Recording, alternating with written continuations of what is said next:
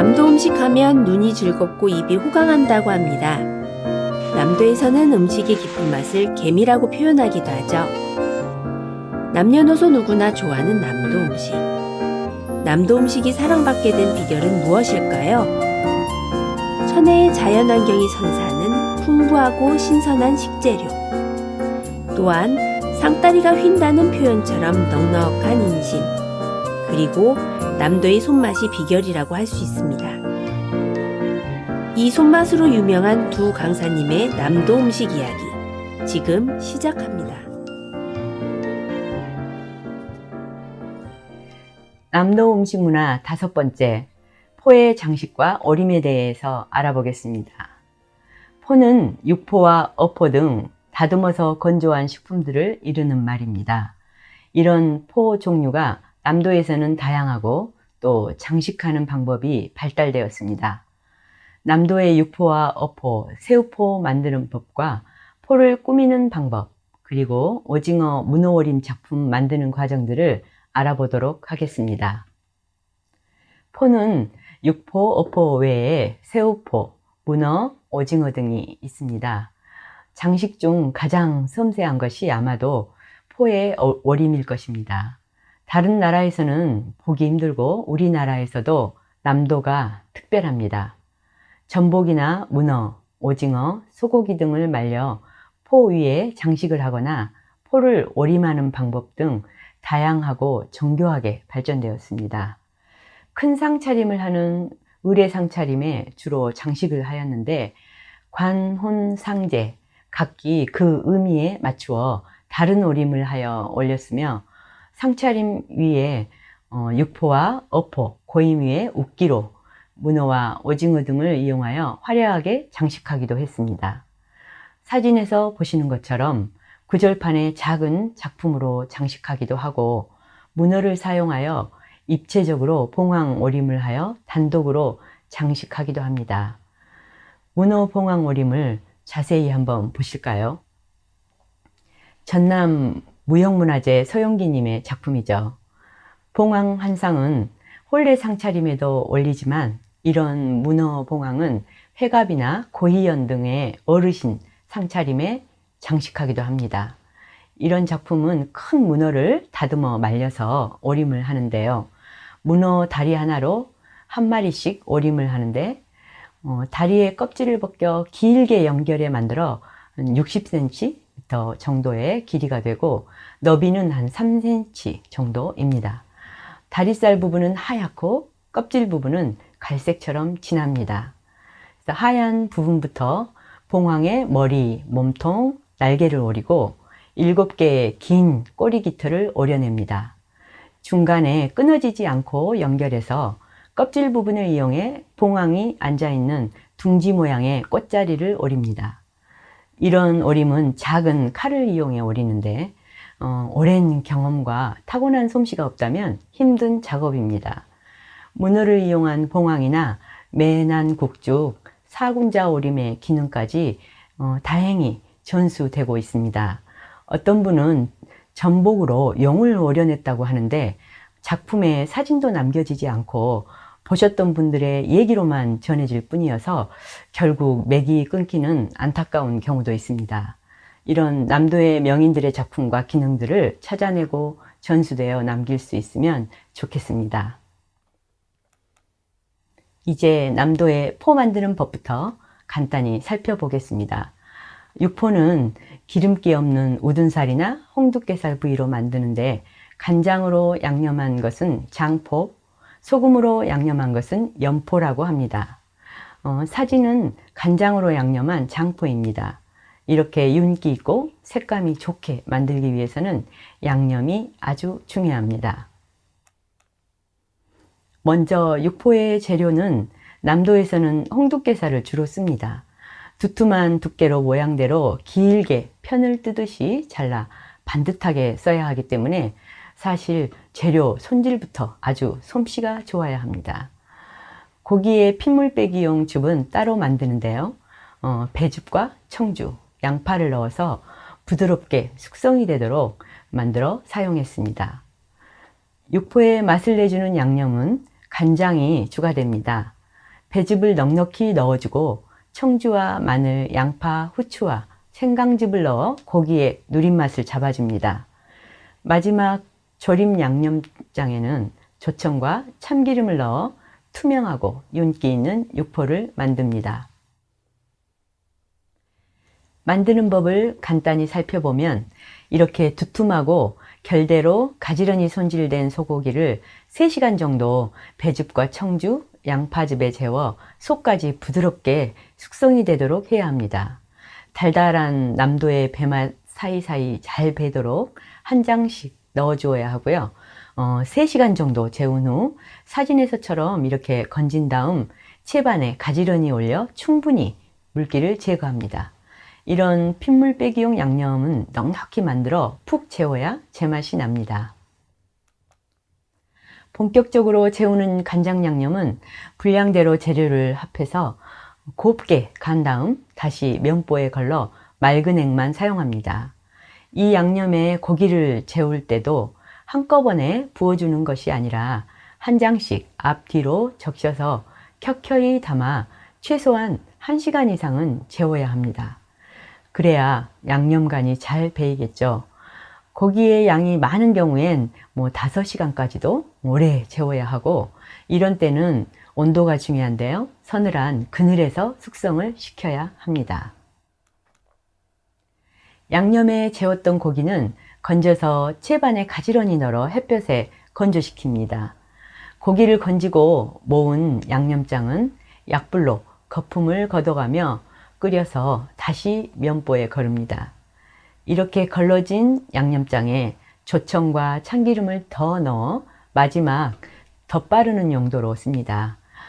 육포를 말리는 동안 중간중간 이 양념을 앞뒤로 뒤집어가며 덧발라주는 거죠.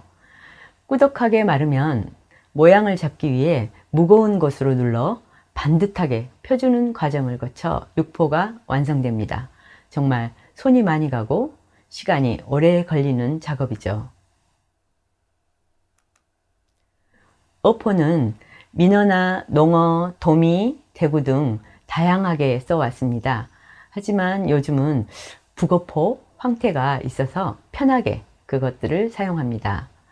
생선포는 날이 더운 여름엔 만들기 어렵고 해풍이 부는 바닷가 지역에서 주로 만듭니다. 어포는 잘 다듬어서 포를 뜬 다음 소금과 생강향이 나도록 약하게 간을 하여 말립니다. 사진은 무형문화재이신 고 이연채님의 작품 사진입니다. 육포뿐 아니라 어포에도 꽃술을 놓듯 장식이 되어 있습니다.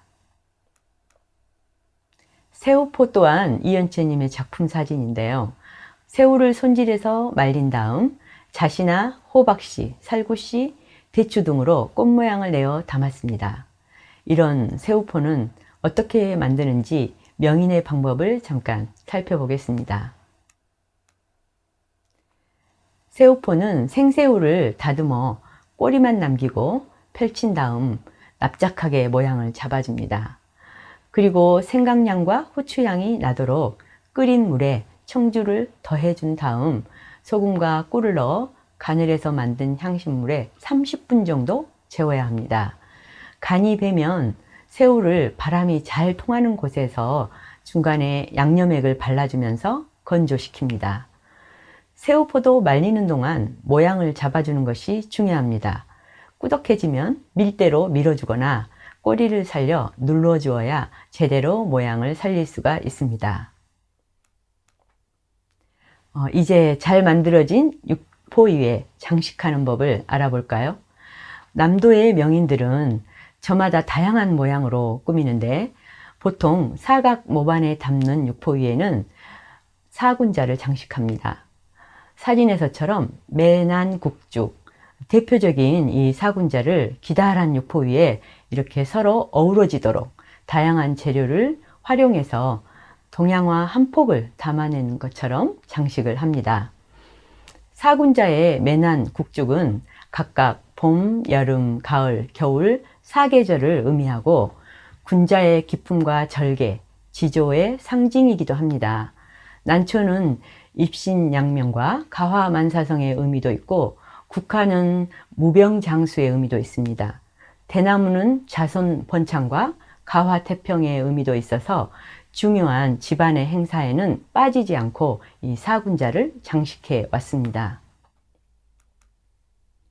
구절판에 넣는 육포는 크기가 작아집니다.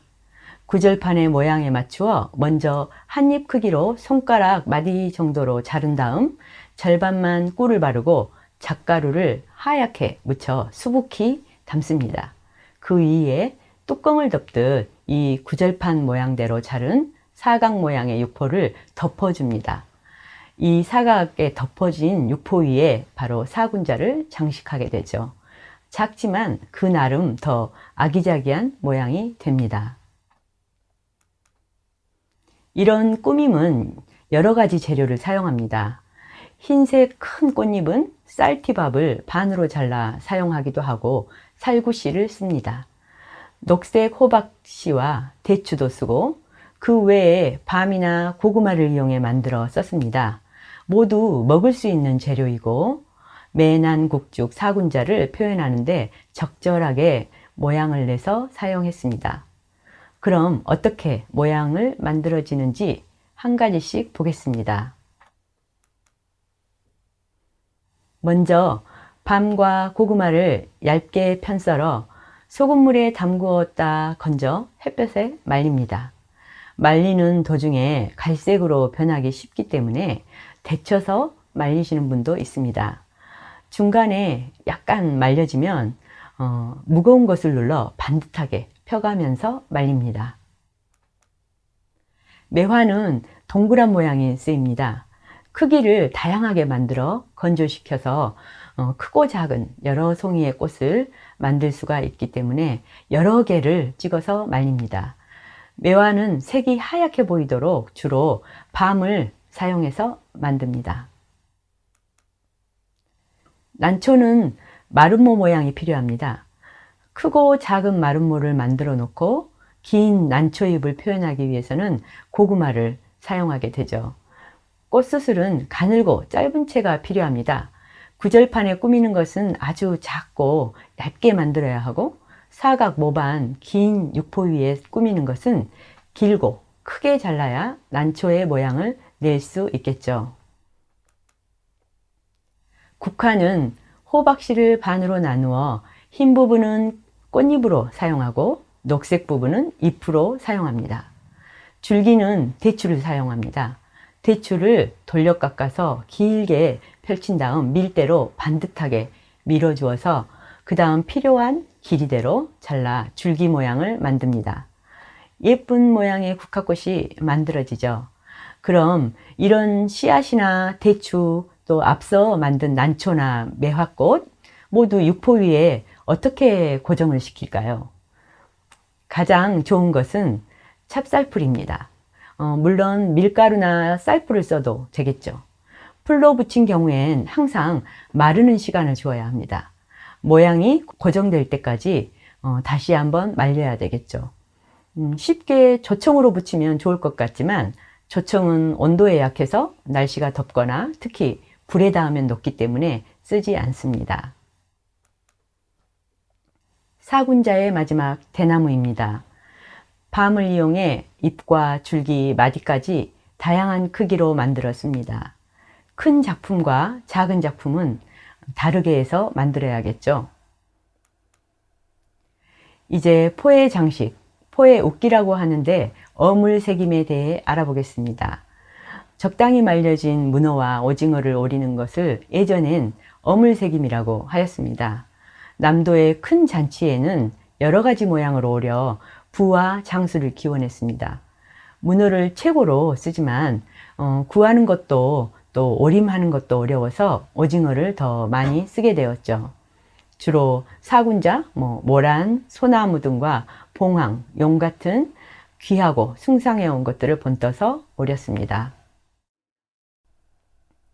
포의 웃기로 쓰이는 사진의 어화는 남도만의 독특한 문어 오림입니다. 고임상에서 육포와 어포 등을 쌓은 것 위에 장식할 때 쓰기도 하고 구절판에 동그랗게 돌려 담아내기도 합니다. 이 어화는 문어다리 하나를 흰 부분부터 시작해 끝부분 갈색빛의 껍질 부분까지 길게 오림을 하는데 꽃과 잎을 끊어지지 않게 오림을 하고 특별히 정해진 틀은 없고 오리는 사람이 자유대로 모양을 잡아가며 칼로 오림을 합니다. 이런 문어꽃 작품인 어화는 무형문화재이신 이연치님에 의해 전수되었고 남도의 어화가 널리 알려지게 되었습니다. 오징어로 소나무와 꽃을 오림한 것입니다. 소나무는 장수와 정절, 지조, 자손 번성을 의미해 사군자 다음으로 선호하는 작품입니다. 소나무는 밑그림을 오징어 위에 그려 오림을 하면 좀 더 쉽게 오릴 수 있습니다. 소나무 같은 작품은 고임상의 탑에 장식하거나 마른 구절판 위에 덮어 장식하기도 합니다. 아래 사진처럼 다양한 꽃 오림이나 잎 모양의 덩쿨과 당초문들도 하나의 작품에 어우러져 사용합니다. 이렇게 여러 가지 꽃 오림을 하여 오징어 꽃바구니를 만들거나 모반에 수북이 담기도 하죠. 물론 이런 장식은 잔치의 화려함을 더해주어 구경하는 재미까지 선사하는 그런 역할을 하는 거겠죠. 또 잔치 후에 나누어주는 즐거움도 더했을 겁니다. 오징어 오림에 쓰이는 오징어는 반건조 오징어보다는 조금 더 말린 것으로 잘 구부러지고 말랑한 상태의 오징어로 오립니다. 폐백용 오징어 용도로 반듯하게 말려 냉동 보관해서 별도로 유통이 되고 있습니다. 기본 손질은 먼저 껍질을 벗기고 몸통 부분을 편편하게 퍼지도록 눌러 놓았다가 사용합니다. 습기가 닿으면 안 되고 하얀 분이 있어야 오림을 했을 때 화사하고 예쁘게 됩니다. 가장 많이 쓰이는 국화오림입니다. 길게 접어 가위로 오리는데요. 간격에 따라 꽃잎의 크기가 달라지고 돌돌 말아 봉우리 모양을 살리게 되죠. 끝부분도 잎 모양을 오려주면 훨씬 안정감 있는 작품이 됩니다. 국화는 주로 재래상 차림에 올라가고 또 송묘 갈 때 가져가는 구절판에 들어갑니다. 장미는 긴 띠 모양의 사각 모양을 일정 간격으로 자른 다음에 그 정사각형 중간 부분을 뾰족하게 꽃잎 모양이 되도록 하나하나 가위로 오려서 만듭니다. 국화보다는 시간과 정성이 더 들어가죠. 이렇게 꽃잎을 오린 다음에도 입체적인 느낌이 나도록 하나하나 꽃잎을 만져주어야 장미가 완성됩니다. 장미는 부귀영화를 의미해 혼례상 차림에서는 아주 중요한 꽃오림입니다. 소국은 칼로 오리는 작품입니다. 가위보다는 훨씬 어려운 꽃 모양이고 전통적으로 오래된 오림 방법입니다. 예전의 오림은 사실 칼 오림이 일반적이었습니다. 최근에야 가위로 편하게 오리지만 대부분 작은 칼로 오림을 해온 거죠. 손가락 한마디 정도의 30여 개의 꽃잎을 얇게 오려서 부채처럼 이렇게 펼치면 하늘하늘한 느낌으로 아주 아름답습니다. 이 소국은 원래 문어를 이용해서 오림을 해오는 전통 국화 오림법인데 사진에서는 오징어를 접어서 오린 겁니다. 전통적인 큰 제사 상차림에 올리는 국화 오림인데요. 이렇게 얇게 오린 꽃 한 송이를 술안주로 내면 이가 부실하신 어르신들도 드실 수 있을 정도입니다. 아마 이런 오림이 보기에도 아름답지만 어르신들을 위한 배려에서 더 얇고 정교하게 발달되었을 것으로 봅니다. 그 외에 당초문이나 새의 깃털 모양 등 오림 작품의 주변을 꾸미는 데 쓰이는 종류입니다. 가늘게 작은 가지를 3개나 5개, 또 7개, 9개 이렇게 다양하게 잘라 끝부분을 돌돌 말아서 아름다운 장식용으로 씁니다. 오징어도 쓰지만 한치나 문어 이렇게 종류에 따라 색도 다양하게 되어서 만들어서 사용했습니다. 매화나무는 오징어의 다리를 활용하여 만들어냅니다. 오징어 다리의 빨판을 꽃봉오리로 표현해내고 사이사이 작은 가위집을 내서 가지를 칩니다. 꽃송이를 드문드문 나무 사이에 달아주어서 나무 모양을 만들어줍니다. 매화는 사군자의 하나이고 남도의 집 앞마당에는 매실나무 한 그루 정도는 심어 가까이 두었던 거죠. 그 의미가 남다르기 때문에 닭패백이나 봉황을 담아낼 때 주변을 꾸미는데도 가장 많이 활용되는 매화입니다. 마지막 오징어 봉황 오림입니다. 패백에 올리는 입체적인 봉황은 오림 과정이 복잡해 설명이 어렵습니다. 사진은 좀 더 간편한 평면 작품입니다. 큰 오징어 하나를 반으로 접어 봉황 한 쌍을 오립니다. 봉이 수컷이며 황이 암컷입니다. 수컷인 봉을 조금 더 화려하게 오림을 하고 이런 평면 작품들은 고임상의 읍기로 장식하는 데 쓰입니다. 여기까지 남도의 무형문화재 분들과 명인들의 솜씨로 전해 내려온 남도의 포 장식과 어물 오림에 대해 살펴보았습니다.